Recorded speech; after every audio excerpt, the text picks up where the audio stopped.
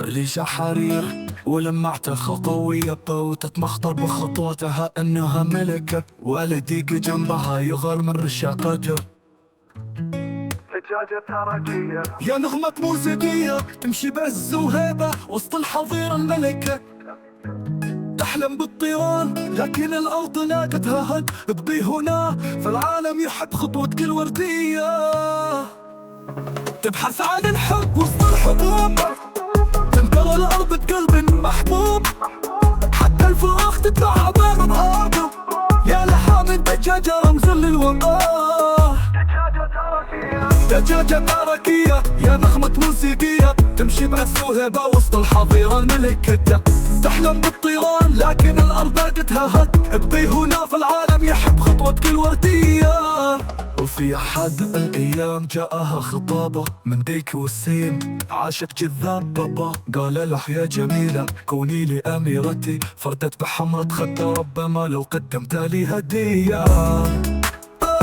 دجاجة تركية يا قصة خيالية تمشي بعز وهيبة وسط الحظيرة الملكة، لكنها اليوم ليست وحيدة، فالحب طارق قلبها بحياة أبدية. في الصباح تصحو تنفض الجناح، تعدل ريشها كأنها في مزاج مرتاح، انظر للمرآة في بركة المياه، أنا الأجمل هنا هذا ليس مزاح. تبحث عن الحب وسط الحبوب، تنقر الأرض بقلب محبوب، حتى الفراخ تتبعها بين الأرض.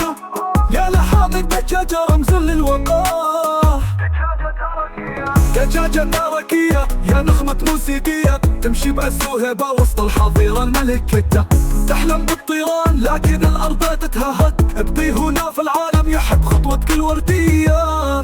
يوم العيد حظيرة مزدحمة، كل الطيور ترقص والأجواء ملهمة، لكن دجاجتنا كانت مشغولة بالطهي، تهرب من الطاهي خطوتها مشهورة. لا لا لا لن أكون الطبق، أنا ملكة هنا ولن أسرق حقي، أديك جاء مسرع صارخ بالدفاع، اتركوها فورا إنها كنز المزرعة بلا نزاع. دجاجة تركية يا اسطورة ذهبية تمشي بعز وهبة وسط الحظيرة الملكة، هربت من المطبخ نجت من النهاية وعاشت حياتها ملكة في الرواية.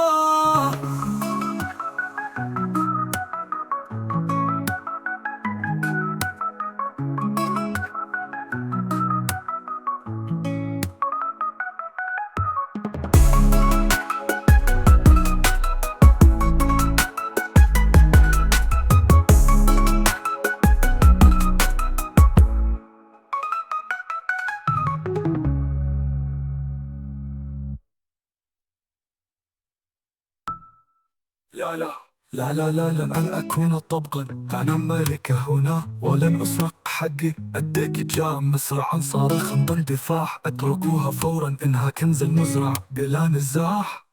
دجاجة تركية يا أسطورة ذهبية تمشي بعز وهبة وسط الحظيرة الملكة، هربت من المطبخ نجت من النهاية وعاشت حياتها ملكة في الرواية.